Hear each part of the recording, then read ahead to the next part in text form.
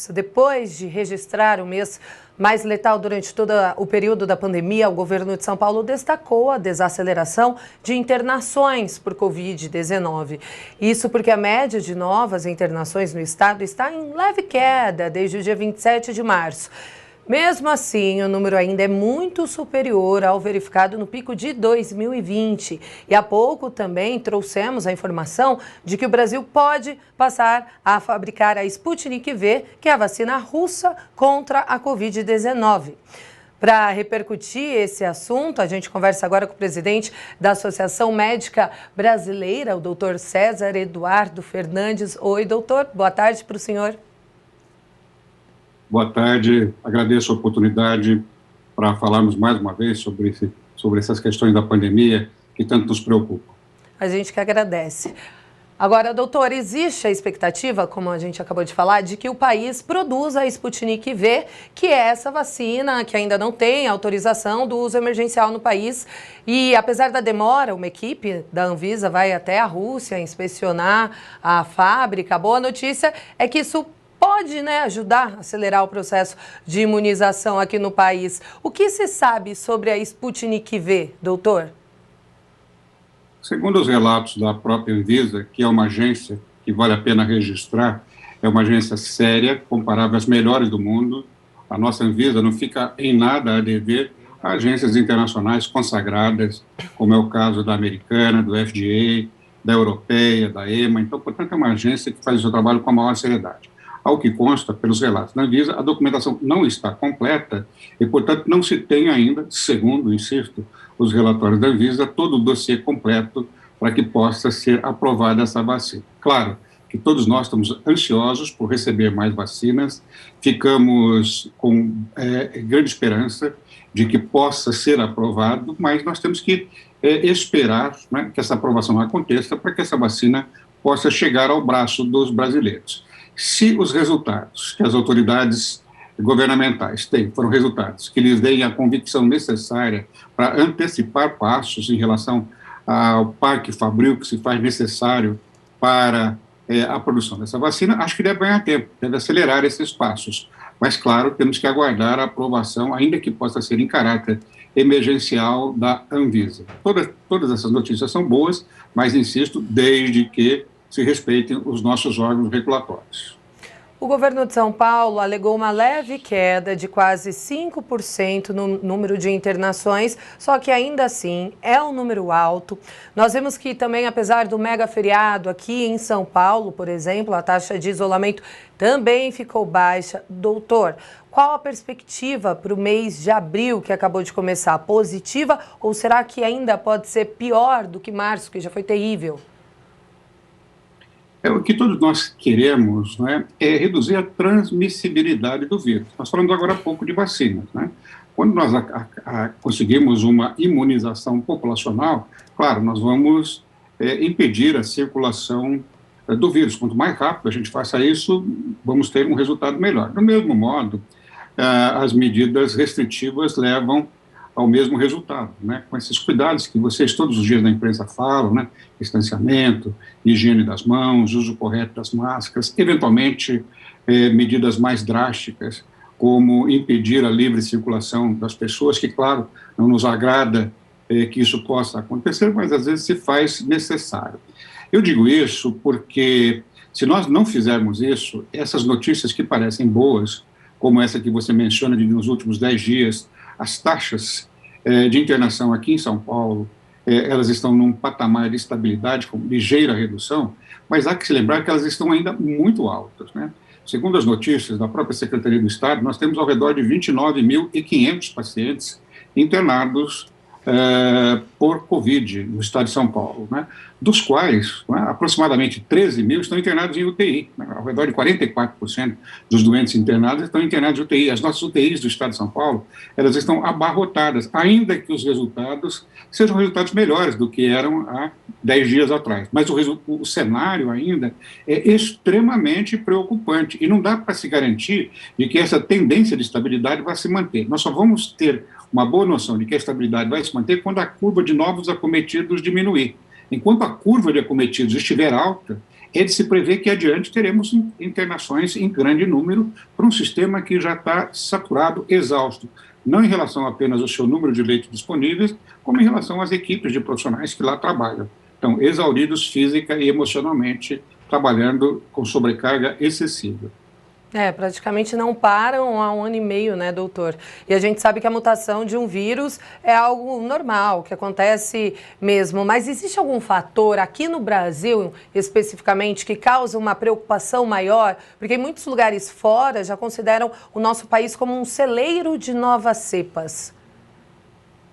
A preocupação da comunidade internacional, da comunidade científica internacional, é pelo elevado número de acometidos no Brasil. Né? Nós temos um número brutal de acometidos no Brasil, né? Beiramos aí números aí entre 90 mil, 100 mil, né? Chegamos a próximo de 100 mil acometidos ao dia. Claro que quanto mais acometidos, isso significa mais circulação do vírus. Mais circulação do vírus e por mais tempo significa maior possibilidade de mutação, e que você tenha mutação do vírus, novas cepas, a exemplo da cepa P1, que é uma cepa que foi descoberta aqui no Brasil, que é uma variante do coronavírus, que parece ser mais transmissível, né, inclusive acometendo pessoas mais jovens. Então, quanto mais rápido nós imunizarmos, quanto mais rápido nós diminuímos a transmissibilidade do vírus por vacina ou por medidas de proteção individual, né, como essas que nós já falamos, tanto melhor. O mundo está preocupado com o Brasil com justa razão. Se nós não reduzirmos em breve tempo esse cenário inóspito, adverso, que nos envergonha como país, pior será. Alguns tratamentos estão surgindo no mercado contra a Covid-19, como o medicamento Remdesivir, o soro anti-Covid do Butantan, enfim. Essas alternativas, elas podem ser usadas por todos que contraem a doença, doutor? Porque a gente gosta de frisar que cada caso é um caso. Às vezes o tratamento é utilizado em um momento da doença, em uma etapa, não quando está avançado. É muito importante que venha um profissional na mídia e explicar que não existe uma padronização, né, de um medicamento para todos. O soro de anti-Covid, né, que pode ser obtido de animais, né, dos quais você pode retirar esses anticorpos anti-Covid, né, está em fase avançada de experimentação e certamente, dentro em breve, isso poderá ser usado a larga escala clinicamente, mas sempre com indicação médica. Né? Esses antivirais, como você mencionou, ainda estão em fase experimental, não têm aprovação regulatória, alguns deles parecem ter resultados promissores, mas eles ainda não foram aprovados pelas agências regulatórias e, portanto, não estão ainda disponíveis para emprego terapêutico. Eles estão sendo usados em ensaios clínicos controlados, quando se quer testar a sua eficácia e também a sua segurança. Então, o que nós podemos dizer aqui para a população, acredite nos médicos que estão trabalhando com a Covid, eles estão muito ansiosos, né, e os pesquisadores também, para que se descubram tratamentos que possam alterar o curso dessa doença tão terrível, para que possa, uma vez administrado, impedir que o indivíduo contaminado pelo coronavírus possa evoluir para casos mais graves, ter sofrimento respiratório, precisar de respiradores ou mesmo ir a óbito. Né? Nós não temos ainda hoje, é uma oportunidade para repetir isso, tratamentos que tenham essa propriedade. Alguns tratamentos foram testados, se tem uma certa paixão por alguns deles, né? Mas não há resultados ainda que nos permitam indicar esses tratamentos com essa indicação. Então, nós ficaremos muito felizes de um dia poder vir à população e dizer, nós já temos um tratamento precoce. Não nos agrada dizer que nós não temos um tratamento precoce. É muito penoso você ter um paciente acometido pela doença e quando ele pergunta, doutor, o senhor vai me dar algum remédio para me tratar da doença? E você, infelizmente, tem que responder, não, eu vou dar apenas remédios, vou acompanhar a sua saúde, né, vou acompanhar o seu estado respiratório, a sua oxigenação, os sintomas que você tem, eventuais sinais de agravamento, mas, lamentavelmente, eu não tenho um remédio que possa abortar a evolução natural que você terá com essa doença. Então, vai depender, claro, da sua condição imunológica, da condição de resposta do seu organismo, porque nem todos os pacientes, felizmente, evoluirão para formas graves. É uma minoria que vai evoluir para formas graves. Mas é impossível você, ao zero do jogo, quando o indivíduo tem o diagnóstico, você oferecer um prognóstico de certeza para o indivíduo. Né? Ele fica ávido por um eventual tratamento que possa ajudá-lo, que infelizmente não existe. E por fim, doutor, rapidamente, o melhor tratamento, né, o que eu costumo ouvir de muitos especialistas, é a prevenção. Além da vacinação, como que as pessoas podem se prevenir e evitar se contaminarem? Olha, vocês da imprensa fazem um trabalho relevante, admirável, né?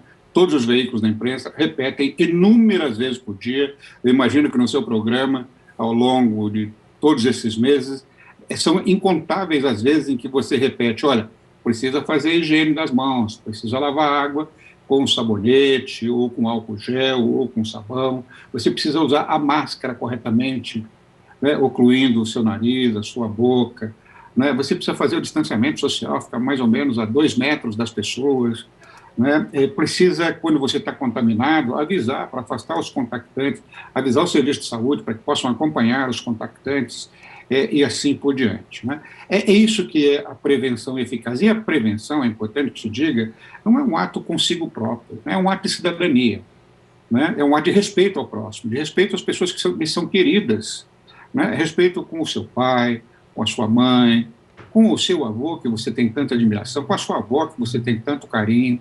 Né? São inúmeros os casos de jovens que saíram, né, não praticaram esses cuidados e voltaram e contaminaram os seus avós, que morreram em decorrência dessa contaminação que o jovem levou para casa. Então, é um ato de cidadania, não apenas com a sua família, não apenas com seus amigos, com a população de um modo geral. Né? Vocês da imprensa falam todos os dias, e todos os dias também repetem de que a aglomeração aconteceu aqui, aconteceu acolá, a polícia foi lá e desmanchou uma aglomeração. Para um profissional de saúde que assiste isso é um cenário de contraste terrível entre o que ele... Desculpe, entre o que ele...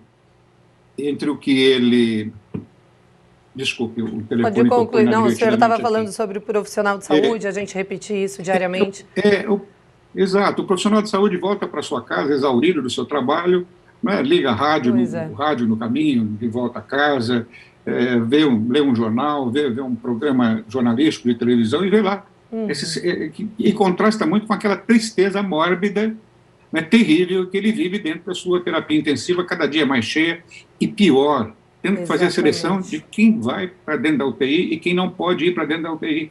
Né, que é algo extremamente penoso, ainda que se adotem critérios técnicos para isso, mas assim mesmo extremamente penoso.